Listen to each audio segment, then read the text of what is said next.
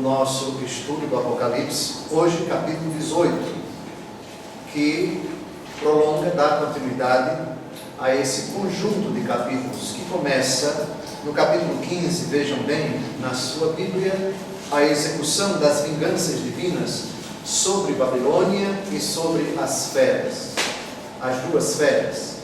Babilônia, a capital do Império Romano, feras, as duas feras, o próprio Império e o Imperador, e há uma terceira personagem que aparece no capítulo 12, que é o dragão, a tríade satânica.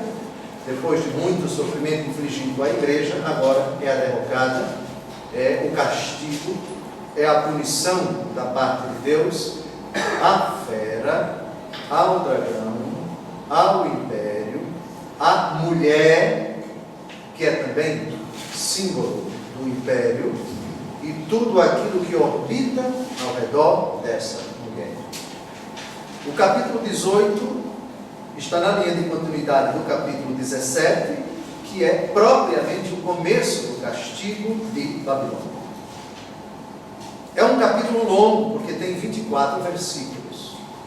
Esperamos fazê-lo em pelo menos 3 programas, em 3 encontros, ou seja, vamos terminar somente, se Deus quiser, no início do ano de 2015. Vamos dar uma olhada na visão de conjunto nesse capítulo 18. Ele tem um plano bem definido. Nos versículos de 1 a 8, nós temos a dupla proclamação angélica. 2 anjos que falam alguma coisa, que anunciam alguma coisa. Vejam o primeiro, que fala no versículo 2, outro anjo. Uma notícia muito boa para o cristão, para todos nós. Caiu Babilônia a grande. Olhe agora para o versículo 4. Ouvi outra voz do céu que dizia: meu povo, sai de seu meio, para que não participes de seus pecados e não tenhas parte nas suas pragas, etc, etc. Uma voz, não se sabe ao certo se é um anjo, provavelmente seja, de qualquer maneira, vem da parte de Deus. Depois, a partir do versículo 9, nós temos 3 grandes lamentos. Vão se lamentar os reis, vão se lamentar os comerciantes, vão se lamentar os marinheiros. Todos esses desfrutavam daquilo que o império proporcionava para eles. Vejamos os reis, versículo 9. O choro e o lamento deles, porque eles estavam intrinsecamente ligados ao império. Eles integravam aquele quarteto significado pelo mar, pelas grandes águas, ao lado das quais estava sentada a mulher. Reis, povos, tribos, nações, etc. Lamentam-se os reis porque se contaminaram e pecaram quando avistaram a fumaça do seu incêndio. Olhe agora para o versículo 15, nós temos uma segunda categoria de pessoas que vai se lamentar. Os mercadores que se enriqueceram destas coisas, amedrontados com os seus tormentos, vão chorar e vão se lamentar. Há uma terceira categoria de pessoas. Essa categoria também vai se lamentar, são os marinheiros, que aparecem no versículo 17. Pilotos e todos os navegantes, marinheiros e todos os que trabalham no mar, vão parar ao longe e, contemplando esse espetáculo, vão chorar amargamente. Não tem mais aquela que lhes possibilitava prestígio, dinheiro, status, etc. Ruiu. E com essa ruína, todos sofrem, todos choram, todos se lamentam. Aqueles que outrora se alegravam, aqueles que usufruíam, que desfrutavam do que o império proporcionava. No versículo 20, uma contradição, uma alegria imensa. Enquanto uns choram, outros vão sorrir, outros vão se alegrar. Exulta sobre ela o céu, e também vós, santos apóstolos e profetas, porque Deus julgou contra ela a vossa causa. Olhem a contradição. Quem antes chorava, agora vai rir. E quem antes ria, agora chorava. Que parábola narrada por nosso Senhor Jesus Cristo faz lembrar essa cruel, irônica e terrível contradição? Quem poderia lembrar, para ganhar uma passagem para Alagoas, a pé, lógico? Qual a parábola de alguém que quando era vivo se banqueteava e tinha um miserável na sua porta que passava a indigência? Depois da morte de ambos, a situação se inverteu. Um vai para os tormentos do inferno e outro vai para o seio de Abraão. O futuro dos bons e dos maus, dos santos e dos pecadores, está nas mãos do Senhor. E quem pensa que a situação presente seja de uma aparente impunidade vai ser perpétua, engana-se. Da mesma forma que aquele que sofre por causa de Cristo, não pense, não julgue ele que essa situação vai ser indefinida. Não vai ser indefinida e mais, vai se reverter. Olha a lição do capítulo 18. Incrível. Então nós vamos começar também um capítulo fascinante. A coisa vai se inverter. Quem outrora sorria, agora vai chorar. E quem outrora chorava, agora vai se alegrar. Pois bem, e a partir do versículo 20 até o final, nós temos uma ação profética do anjo e a explicação que o próprio anjo dá a essa ação. Essa é, em síntese, a estrutura, esse é o esboço, o esqueleto de todo o capítulo 18. O capítulo da plena execução do plano que já começou no capítulo 15. No capítulo 15, nós já lemos, não é? A execução das vinganças divinas sobre Babilônia e sobre as Fedas. Não me perguntem, caríssimos internautas, se tais coisas acontecem com que velocidade e por que às vezes Deus parece demorar. Por favor, para Deus 1000 anos é como um dia que passou, diz o salmista, e isso é recordado por São Pedro numa de suas cartas. Deus não está condicionado aos critérios do tempo, está, porém, sempre sua providência a agir. Deus não está parado, Deus não é inerte, Deus está atento, tem as chaves da história, tudo está sob o seu comando. Nós é que muitas vezes não temos a capacidade de enxergar as múltiplas manifestações do agir de Deus, e são manifestações que interagem, aqui um fator, outro fator está lá, e eles interagem, não são conflitantes, nada acontece por acaso, tudo é providência na história da humanidade. Versículo 1. Depois disso, vi descer do céu outro anjo, que tinha grande poder, e a terra foi iluminada por sua glória. Vislumbre, por favor, esse espetáculo grandioso. A fé nos convida a remontarmos agora e a imaginarmos tal cena grandiosa, fulgurante. O tamanho desse anjo, não sabemos, mas uma realidade vista por toda a terra. E um anjo que tinha grande poder, poder que recebeu de Deus, evidentemente, e sua glória ilumina toda a terra. Essa cena faz lembrar a profecia de Ezequiel, capítulo 43, de 2 a 3, onde se fala da glória de Deus. Há uma cena no Novo Testamento onde Jesus se manifesta com toda a sua glória. Quem pode dizer a cena famosíssima? Transfiguração no Monte Santo, que a tradição chama de Tabor. Pois bem, algo parecido com essa glória de Jesus e com essa glória do próprio Deus, toda a Trindade. Ezequiel, capítulo 43, de 2 a 3, nós temos uma cena muito parecida. E eis que a glória do Deus de Israel chegava do Oriente, com ruído semelhante ao ruído das muitas águas, enquanto a terra resplandecia com seu clarão. Olha que bonito. A visão que eu contemplava então recordava-me a que me havia aparecido quando eu tinha vindo para a destruição da cidade, e a que me havia aparecido nas margens do Cobá, caí com a face em terra. Então aqui nós temos um capítulo que se abre de forma gloriosa, fulgurante. O brilho é tão intenso que ilumina toda a terra. Repare que hoje toda a terra só pode ser iluminada pela luz do sol uma parte.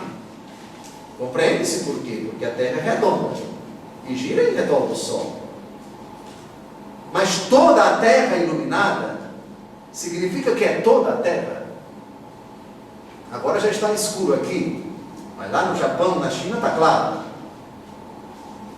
Nunca pode toda a terra ficar iluminada pela luz do sol ao mesmo tempo, mas aqui não. Então é algo que até do ponto de vista das leis da física, fica um pouco difícil de você conceber. Como é que o planeta Terra, redondo, ou quase redondo, um brilho que consiga iluminá-la toda. Mas temos esta cena fulgurante. Muito bem, abriu-se um capítulo da execução do plano de Deus contra a Babilônia e contra as feras. E se abre com essa personagem grandiosa, fulgurante e poderosa. Versículo 2. Clamou em alta voz, dizendo: caiu, caiu Babilônia, a grande. Tornou-se morada dos demônios, prisão dos espíritos imundos e das aves impuras e abomináveis. Clamou em alta voz. Se ele tem grande poder, e ali se apresenta com uma glória capaz de iluminar toda a terra, com um clarão inimaginável, imperceptível ao nosso próprio sentido, a não ser por especial permissão de Deus. Nós temos aqui algumas coisas que nós já vimos no livro, que nós já explicamos, que nós já tratamos. Primeiro, Babilônia a Grande, já sabemos quem é. Roma e seu império. Vamos dar uma olhada em Apocalipse 17:5, porque essa expressão, Babilônia a Grande, já apareceu. Na sua fronte estava escrito um nome simbólico: Babilônia a Grande, a mãe da prostituição e das abominações da terra. Já sabemos quem é Babilônia a Grande.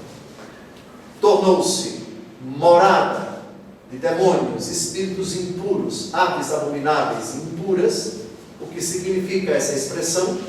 Nela, Roma, não se pode encontrar nenhuma alma viva. Será completamente destruída. Barbárie é uma expressão que entrou no nosso vocabulário da língua portuguesa. O que é uma barbárie ou uma barbaridade? É algo, é uma tragédia que ultrapassa, digamos assim, o limite da aceitabilidade. É de uma malvadeza tremenda. Então, foi um crime chocante. Foi algo inominável. Todo crime é chocante, por favor. Todo homicídio, toda tragédia que ceifa vidas humanas, toda maldade que prejudica seres humanos é perversa. Mas a barbárie, a barbaridade, na língua portuguesa, é uma maldade de uma particular gravidade, perversidade. Nós diríamos, parece na linguagem civilística, direito civil penal, com requintes de crueldade.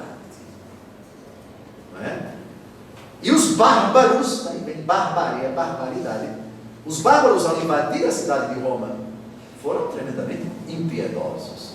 Como, aliás, aqui para nós, dificilmente isso não acontecia numa guerra. Que hoje nós falamos de ética na guerra, de respeito à Convenção de Genebra, a Convenção disso e daquilo outro, de tratar com dignidade os vencidos, né, os escravos, enfim, há certas convenções, né, pelo menos assinadas, celebradas, entre os países membros, por exemplo, das Nações Unidas, não é? Nem tudo é permitido numa guerra, não se pode usar determinados tipos de armas, arma química, isso e aquilo outro, há umas certas proibições. Naquele tempo não tinha isso, não. Naquele tempo invade, faz-se a guerra, e aqueles que escapam, muitas vezes são submetidos a rituais, não é? A execuções horrendas, e a saques, e a incêndios, e a estupros de mulheres, e assassinatos de crianças, etc. É arruinar, é varrer da face da terra tudo aquilo e deixar um monte de escombros. E aí se torna o quê? Aquela cena desértica. Morada de demônios, ou seja, ninguém mora ali, só os demônios. Prisão de espíritos impuros, aves impuras e abomináveis. Lembrem-se que na mentalidade do judeu antigo, o Novo Testamento, inclusive no livro Levítico, descreve uma série de animais impuros, cuja carne não podia ser comida de jeito nenhum. E aqui entram, vocês vislumbrem, cadáveres expostos ao céu aberto, já fedendo, putrefando, apodrecendo. E quais são os animais que se aproximam para comer a carne? Abutres, né? Urubus e outros animais que se alimentam de carne em decomposição, de elementos orgânicos em decomposição, carniça, em outras palavras. Pois bem, é o retrato do que haveria de acontecer com a outrora pujante, indestrutível, onipotente e eterna Roma. Eterna Roma. A expressão Roma eterna não é novidade do cristianismo. Já os romanos diziam que esta cidade é eterna. Ela não vai desaparecer jamais, porque esse império não vai cair jamais. Caiu, Babilônia. Amém. Caiu. Quem se considerava indestrutível, olha o resultado. Pois bem, sobre esse versículo 2, eu queria olhar com vocês o capítulo 14, versículo 8. Porque o que aqui no versículo 2 é realidade, no capítulo 14 já é uma profecia. Qual é a diferença de Apocalipse 14, 8 para 18, 2? A expressão é a mesma. Vamos ver Apocalipse 14, 8. Outro anjo seguiu dizendo: caiu a grande Babilônia, por ter dado de beber a todas as nações do vinho de sua imundícia desenfreada. Aqui são os preparativos para a luta. Veja o título do versículo 6.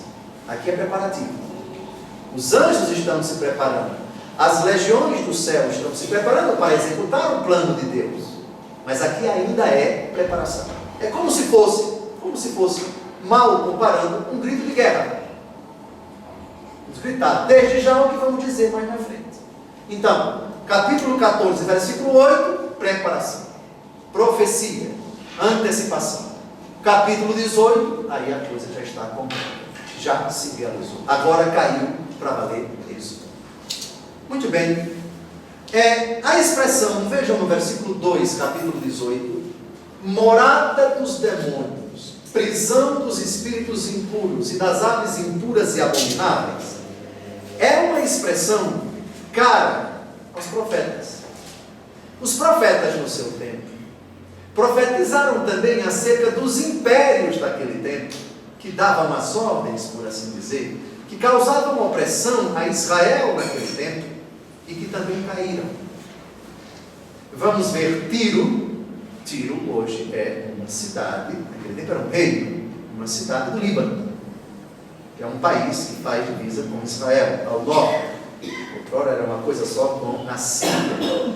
Mas aí, no início do século XX, se não me engano, houve a divisão entre Síria e Líbano.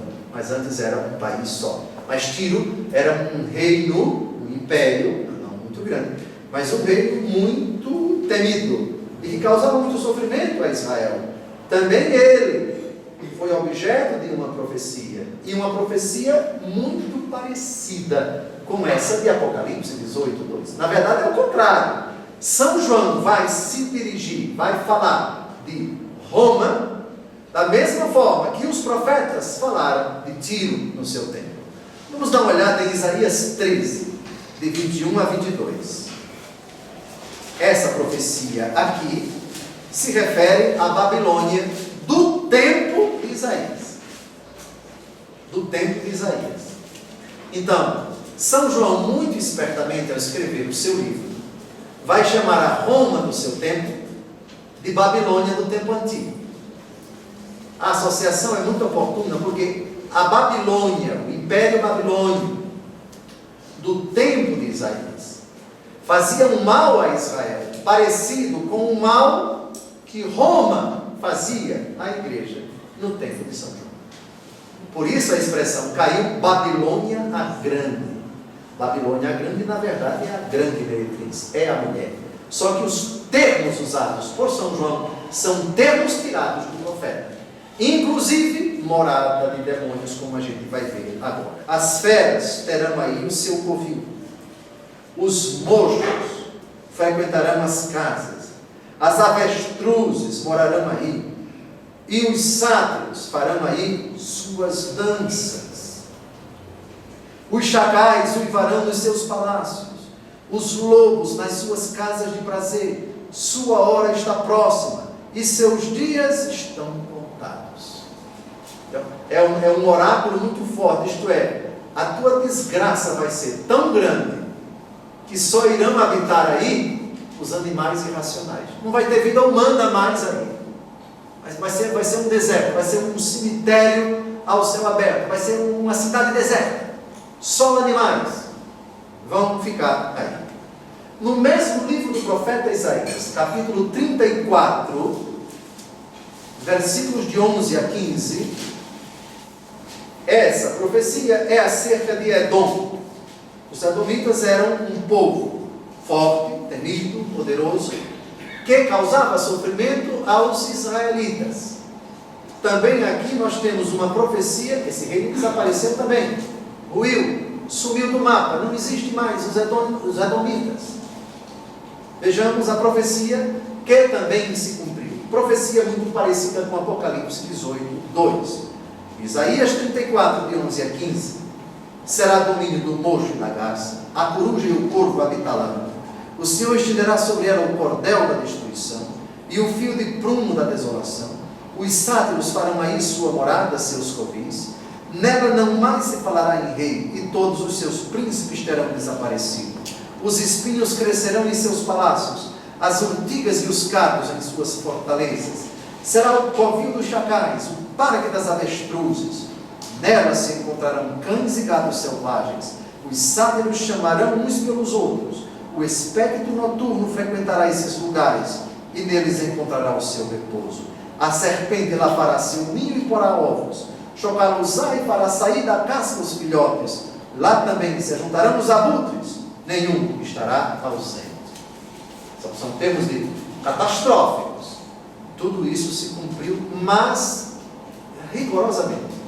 Como, aliás, a profecia de Apocalipse, capítulo 18, versículo 2. Nós sabemos qual foi o fim do Império Romano do Ocidente. Foi exatamente isto, sem tirar nem pôr. E finalmente, Jeremias 50, 39. Por isso, as feras aí farão sua morada com os chacais, e os avestruzes aí fixarão sua habitação. Jamais será ela habitada, e para sempre ficará deserta. Cumpriu-se rigorosamente. A palavra do Senhor não caiu por terra. Então vejam, de novo, deem uma olhada no versículo 2, o Hélio vai na edição colocá-lo de novo. Caiu Babilônia Grande, tornou-se morada dos demônios, prisão dos espíritos imundos e das aves impuras e abomináveis. É como se São João dissesse: mas o castigo que vai se abater sobre vocês será tão grande, que não haverá uma alma vivente para residir nessa cidade outrora tão grande, tão pujante, tão rica, tão soberba, tão depravada, e tão presunçosa e tão orgulhosa. Veja o destino de vocês. Muito bem, versículo 3. Porque todas as nações beberam do vinho da sua ira e da sua luxúria, pecaram com ela os reis da terra, e os mercadores da terra se enriqueceram com o excesso do seu luxo. Essas nações, nós já sabemos quem são. Vocês se recordam que a mulher, no capítulo 17, estava sentada perto de grandes águas, perto das grandes águas. Muito bem, esta mulher aparece no capítulo 17, vem e eu te mostrarei a condenação da grande meretriz que se assenta à beira das muitas águas. Se eu perguntar a vocês quem são essas muitas águas, vocês vão correndo para o versículo 18 do mesmo capítulo 17 e já vão responder que são os reis da terra. Muito bem, os reis da terra. Também no versículo 15, vejam Apocalipse 17, 15, o anjo me disse: as águas que viste, à beira das quais a prostituta se assenta, são povos e multidões, nações e línguas. Essas nações, citadas no versículo 3. Então ela desaparece e eles também desaparecem. O vinho de sua luxúria, está aqui significado. O que é que ela tem na mão? O que é que ela tem na mão? A taça cheia de abominação. Vejam Apocalipse 17, versículo 4. Esta mulher, vestida de púrpura e escarlate, adornada de ouro, pedras preciosas e pérolas, tinha na mão uma taça de ouro cheia de abominação e de imundícia de sua prostituição. Para prostituir essas nações que beberam do vinho da ira de sua luxúria. Na verdade, ela seduziu, mas seduziu com ira. E vocês lembram do encontro passado que esses mesmos reis se voltaram contra ela e passaram a odiá-la tremendamente e passaram a comer as carnes, ou seja, para significar a ferocidade, a raiva desses reis que foram inebriados, que foram seduzidos e se tornaram aliados dessa mulher, dessa meretriz, que se embriagaram com ela e depois se voltaram contra ela. Será para eles que o capítulo 18 vai dedicar uma frase que é preciso tomar muito cuidado, e aqui eu já antecipo, por favor, o que está no versículo 6, que eu peço que vocês leiam em silêncio. Essa ordem, enquanto eu falo, vocês já estão lendo, esta ordem aí não é para os cristãos. Se fosse para os cristãos, a Bíblia estaria pregando a vingança. Reparem só o versículo 6. Faze com ela o que fez contigo, retribui o dobro de seus malefícios na taça que ela deu de beber, dá-lhe o dobro. Claro que não é para os cristãos, porque a ordem é para quem bebeu da taça. Ora, os cristãos não beberam da taça. Vejam no versículo 3, quem foi que bebeu da taça? Foram as nações que se embriagaram. Essas nações é que vão se voltar contra ela. Ou seja, o mal se digladiando, o mal se destruindo, as forças do mal, uma contra a outra. E nisso, Deus Todo-Poderoso faz manifestar o seu plano. O plano de Deus se realiza até com a ação do demônio. Aliás, caríssimo internauta, a luz da fé, o demônio que esteve por trás da morte de Jesus, não sei se ele sabia, acho que sim, mas ele acabou contribuindo para que a salvação entrasse no mundo. Olha o incrível. Quem foi o autor primeiro da morte de Jesus? Claro que foi o demônio. Que a morte de Jesus foi tramada nas profundezas dos infernos. Foi o demônio que entrou no coração de Judas. Foi o demônio que maquinou por meio de tantas pessoas a morte de Jesus. Mas desse mal todo, Deus Todo-Poderoso tirou um bem maior. Eles acabaram contribuindo para que a salvação chegasse até nós, porque nossa salvação foi graças ao sangue de Jesus. Foi pela morte de Jesus na cruz que a salvação entrou no mundo. Vejam, é claro que isso, pela simples razão, é difícil de você aceitar somente à luz da fé. Mas a fé nos mostra que Deus sabe se utilizar, não é querendo, mas permitindo que o mal atue para dele tirar um bem maior. E até das próprias forças, das próprias fileiras do mal, instrumentos para destruir o próprio mal. Olha o resultado. Impressionante. Muito bem. Então, todas as nações beberam do vinho da sua luxúria. Essa expressão, vinho do furor, da sua luxúria, da sua prostituição, já apareceu 2 vezes no Apocalipse. Quem lembra? Vamos ao capítulo 14 e depois vamos ao capítulo 17. Vinho do furor da sua prostituição. Apocalipse 14, versículo 8. Outro anjo seguiu, dizendo: Caiu a grande Babilônia, por ter dado de beber a todas as nações do vinho de sua imundície desenfreada. Atenção, como se trata de expressão simbólica, dar de beber do vinho significa participe disso. Dar a uma pessoa significa eu quero que você faça aquilo que eu desejo. É meu desejo que você participe disso.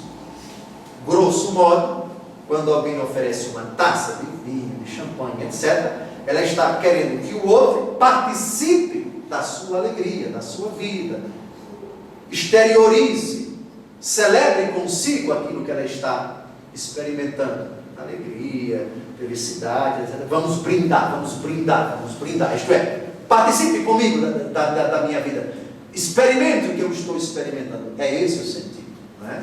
Jesus disse algo parecido a 2 apóstolos que queriam se assentar, um à sua direita e outro à sua esquerda. Podeis, por acaso, beber do cálice que eu vou beber? Lembram disso? Podemos. Talvez eles nem soubessem o que estavam dizendo ao dizer podemos, mas tomar do cálice significa participar do meu sofrimento. Então, tomar desse cálice vocês têm coragem de sofrer o que eu vou sofrer? Vocês estão preparados para passar por aquilo que eu vou passar? É esse o sentido, está claro? Beber do cálice. Então, é uma expressão oriental que significa isso. Então, beberam do vinho da ira de sua luxúria. Participaram diretamente de tudo o que de mal Roma praticava e propugnava e defendia e divulgava e obrigava as pessoas a fazer. Muito bem, pecaram com ela os reis da terra e os mercadores da terra se enriqueceram com o excesso do seu luxo. Apocalipse 14, 18. Vamos agora a essa mesma expressão em 17, versículo 2. Com a qual se contaminaram os reis da terra. Ela inebriou, ou seja, embriagou, os habitantes da terra com o vinho da sua luxúria. Ou seja, com a capacidade de seduzir com toda sorte de pecados, não só sexuais, porque a idolatria, a adoração aos deuses pagãos, é uma luxúria. A luxúria aqui não deve ser entendida apenas do ponto de vista sexual. É o Fausto, é a vida dissoluta, depravada, licenciosa, permissiva, em todos os sentidos do Império Romano. É claro, é claro. Muito bem. Os mercadores se enriqueceram com o excesso do seu luxo. Enriquecimento maldito, que tem um preço tremendo. Essa expressão, enriqueceram com o excesso do seu luxo. Mercadores, reis da terra. Isso também já acontecia no tempo do profeta Ezequiel. Nós vamos ver agora 2 versículos do capítulo 27 de Ezequiel. Versículos que falam desse enriquecimento com o excesso do luxo. Profissionais mercadores, profissionais oportunistas, inescrupulosos, que queriam enriquecer a qualquer custo e que agora vão experimentar o terrível sofrimento. É o preço alto que eles vão pagar por terem se aliado contra o Império Babilônio. Ezequiel, capítulo 27, versículos 12 e 18. Tarsis, aqui é sobre Tiro, falei ainda há pouco, e Ezequiel, no capítulo 27, faz um canto fúnebre sobre a queda de Tiro. Tiro hoje é uma cidade, no tempo do profeta Ezequiel era um reino que tinha como capital a cidade de Tiro, norte de Israel, hoje Líbano. Vejamos Ezequiel 27, 12. Tarsis negociava contigo toda espécie de riqueza, pagando as tuas mercadorias com prata, ferro, estanho e chumbo. Pule agora para o versículo 18. Damasco, capital da Síria, viu? Damasco era teu cliente, devido à multidão dos teus produtos e de tuas variadas riquezas, e pagava em vinho de Elbom e lã de Saar. É um canto fúnebre, vai dizer, mas veja bem, você que negociava com tantas cidades, com tantos reinos, e eles lucravam tanto. Canto fúnebre, vocês sabem o que é um lamento diante do defunto, não é? É uma elegia fúnebre. Você está lamentando o infeliz que acabou de falecer. Muito bem, então são expressões, São João utiliza Apocalipse 18, 3, tiradas já do Antigo Testamento. Versículo 4. Ouvi outra voz do céu que dizia: meu povo, sai de seu meio, para que não participes de seus pecados, e não tenhas parte nas suas pragas. Vamos continuar. Versículo 5. Porque seus pecados se acumularam até o céu, e Deus se lembrou das suas injustiças. Primeiro, ouvi, é São João que está ouvindo, outra voz do céu. Outra voz? E a primeira, qual foi? Vamos olhar então no início do capítulo 18. A voz do anjo. Um outro anjo. Ele clamou em alta voz, lá no versículo 2. A primeira pessoa que fala é um anjo. Mas essa segunda pessoa, no versículo 4, não se sabe claramente que pessoa é esta. Só temos duas alternativas. Ou uma das pessoas da Trindade, ou um outro anjo. Provavelmente se trata de um outro anjo. Eu disse provavelmente, mas não é certo. De qualquer maneira, é um mensageiro de Deus. A frase dele, meu povo, ela não é dirigida a todos os homens. É dirigida aos cristãos. Cristãos que vivem no império. Aqui é preciso alargar um pouco o horizonte e não enxergar apenas a cidade de Roma, mas qualquer cidade do império. O anjo aqui, provavelmente o anjo, a voz, esta pessoa que está falando, a ordem que está sendo dada, não é para que os cristãos saiam do Império Romano. Seria um pouco desumano que Deus Todo-Poderoso pedisse que os cristãos saíssem do Império. Iam para onde? É em outro sentido esta ordem. Vamos ver em que sentido. Primeiro, Santo Agostinho. Sai dela, ó meu povo.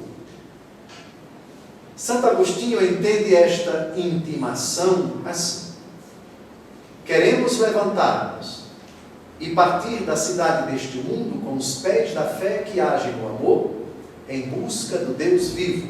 Então, é um pedido para que permaneçamos no mundo, mas não nos contaminemos com os costumes do mundo. Em que sentido devemos entender? Sai dela, meu povo. Vamos ao Evangelho segundo João, capítulo 17, porque Jesus, fazendo a sua oração sacerdotal ao Pai, ele diz: eu não peço que os tires do mundo, mas os livres do maligno. Então vamos ao 15. É Jesus quem está rezando: não peço que os tires do mundo, mas sim que os preserves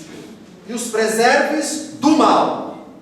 Eles não são do mundo, como também eu não sou do mundo. Vejam que bonito. A grande diferença do adjunto adverbial de lugar para o complemento nominal. Língua portuguesa aqui, né? É bem diferente. Eles são do mundo e eles estão no mundo. Pois bem, então, ser do mundo e estar no mundo são duas coisas diferentes. Então, Jesus pede, de novo, não peça que os tires do mundo, mas que os preserves do maligno. É nesse sentido. Sai de seu meio. Isso, às vezes, tem a seguinte aplicação. Você vive num contexto muito difícil. Você é obrigado a conviver com pessoas difíceis. E aqui eu olho para aquelas pessoas cristãs católicas, virtuosíssimas, que são obrigadas por força do trabalho a conviver no seu ambiente de trabalho num certo clima de inveja, de rivalidade, de fofoca, de competição, de leviandade, de pecaminosidade. O que dizer para essa pessoa? Bem, sai de seu meio. Sei que é difícil dizer para uma pessoa que não tem outro trabalho e que ali está exposta ao pecado. Faça o que for humanamente possível, o jejum do ouvido, o jejum dos olhos, o jejum da língua, para fazer o seu trabalho com profissionalismo, para não se envolver no clima, para o quanto possível se afastar, não participar de certas conversas, de certas atitudes, de certos espetáculos, de certas diversões. Às vezes isso assume um caráter heróico, porque não é fácil. Em último caso, se precisar deixar o emprego para não pecar, porque sua salvação está em risco de ir para o inferno, porque está constantemente pecando. Deixar o emprego, se for o caso. Sei que isso não é fácil, sobretudo se estamos tratando de uma pessoa cujo emprego garante a sobrevivência dos seus, enfim. Bem, sai de seu meio, para que não participes de seus pecados e não tenhas parte nas suas pragas. O cristão inserido no mundo não pode permitir que o mundo o contamine. E deve se utilizar de todas as armas para se precaver, para se defender, para se blindar, para não pecar, para não ser engolido pelo poder das trevas. Muito bem. Porque seus pecados se acumularam até ao céu e Deus se lembrou das suas injustiças. Ô Dom José, e essa expressão quer dizer que Deus estava esquecido? Não. Dizer que Deus se lembrou é um hebraísmo para dizer, eu sempre me lembrei, mas agora, tal lembrança vai se traduzir na execução do meu plano. Vamos ver essa expressão do versículo 5 mais adiante. Vamos ver primeiro o sai dela, sai de seu meio, ou sai dela, ó meu povo. É uma expressão que já aparece no Antigo Testamento. Vamos dar uma olhadinha no profeta Isaías. O que é que Isaías já dizia no seu tempo para os hebreus que viviam no Império Babilônico. Isaías 48, versículo 20. Israel está prestes a se libertar. Esse oráculo foi proferido poucos anos antes do retorno de Israel para a sua terra. Israel que ficou quase 70 anos cativo em Babilônia. Sair de Babilônia, fugir da Caldeia, proclamai a notícia com gritos de alegria, publicai-a até as extremidades do mundo, dizei, o Senhor resgatou seu servo Jacó. Isaías 52, versículo 11. Parti, retirai-vos daí, não toqueis nada de impuro, deixai estas paragens, purificai-vos, vós que levais os vasos do Senhor. Israel já está se preparando para ir embora, para voltar para casa. Há ainda alguns textos de Jeremias, próximo profeta, é o próximo livro, Jeremias, capítulo 50, versículo 8. Fugi do recinto de Babilônia, abandonai a Caldeia, sede como cabritos à frente do rebanho, etc, etc. Pule agora ainda em Jeremias para o capítulo 51 e vamos ver 3 versículos. Jeremias 51, versículos 6, 9 e 45. Jeremias 51, 6. Fugi para longe do recinto de Babilônia, que cada um salve a vida e não pereça dos seus crimes, pois chegado é o tempo da vingança do Senhor, que lhe vai dar o que mereceu. Versículo 9. Tentamos curar a Babilônia, mas em vão, deixai-a. Vamos cada qual para a sua terra, atingem o céu as suas faltas, sobem tão alto quanto as nuvens. E o versículo 45. Sai de lá, povo meu, salve cada um a própria vida, ante a cólera ardente do Senhor. Então reparem que os termos do versículo 4 de Apocalipse 18 são parecidos com essas admoestações dos profetas a Israel do seu tempo, inserida em impérios pagãos. Saiam do meio deles, não se contaminem, não participem das atitudes desse povo, não se misturem, não se contaminem. Perfeito, perfeito. Muito bem, então, o sentido dessa expressão é: não tolere nenhuma contaminação, saia desse contexto pagão e idólatra, não se misture, não faça o que eles fazem, não diga o que eles dizem, não se sujeite aos hábitos, aos costumes deles, saia do meio deles. Muito bem. E finalmente, o versículo 5. Porque seus pecados se acumularam até o céu e Deus se lembrou das suas injustiças. Dom José, pecados que se acumulam até o céu. Um pecado pode ser mensurado por altura, largura e comprimento? É uma expressão simbólica. Pecados acumulados significa pecado sobre pecado. Muitos pecados. Sejam muitos pecados daquela natureza, como muitos pecados de muita natureza. Então, pecado de mentira, de luxúria, de depravação, de injustiça, de homicídio, de idolatria, e pecado sobre pecado, pecado sobre pecado. É um atrás do outro. Essa, infelizmente, é a lógica triste do pecado. Um pecado sempre puxa outro pecado. Dificilmente um alcoólatra peca apenas por alcoolismo.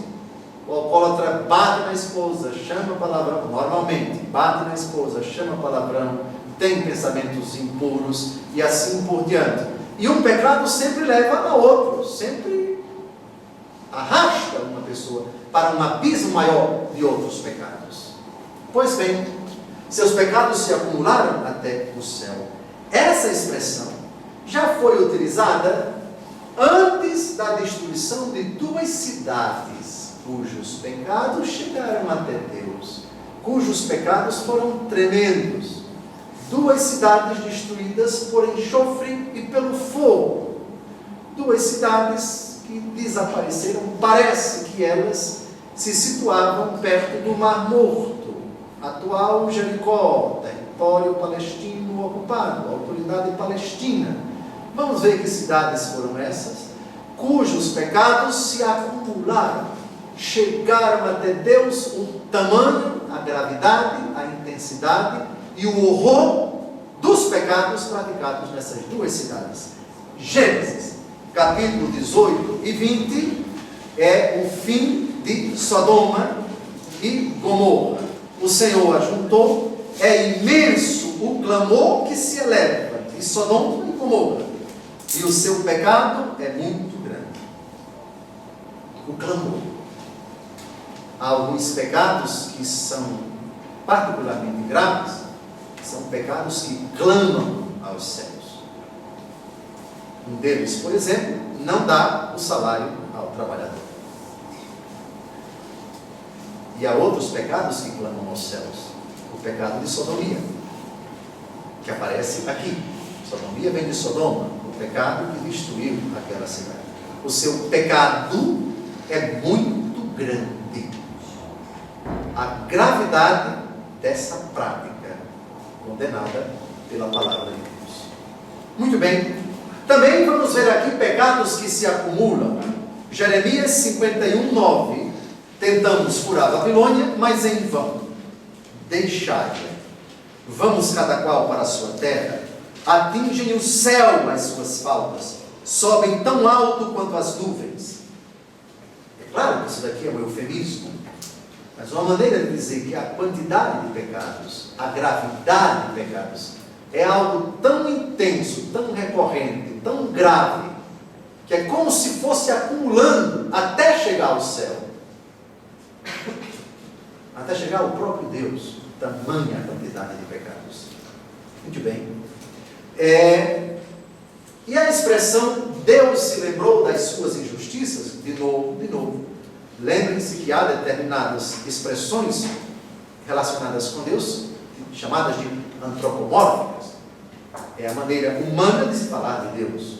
Dizer que Deus se lembrou não é dizer que Deus estava até então esquecido, como se Deus tivesse lapso de memória e tanta coisa para resolver, que acabou esquecendo, e eita, me lembrei agora. Não é nada disso. Deus se lembrou de suas justiças, quer dizer, Ele que sempre sabia de tudo, que sabe de cada passo nosso, de cada segundo, de cada centímetro, de cada coisa que acontece no presente, no passado e no nosso futuro. Agora, essa lembrança vai se tornar efetiva com uma modalidade de execução da sua ira. Agora chegou a hora de agir. Agora, essa lembrança vai se tornar, vai se traduzir, vai se transformar na execução da ira de Deus, do castigo de Deus. Bem, terminamos, acho que já estamos a 58 minutos do nosso início. No próximo encontro, se Deus quiser, ainda no ano de 2014, daremos continuidade a esse extenso capítulo 18. Espero contar com sua audiência e caríssimo internauta. Boa noite.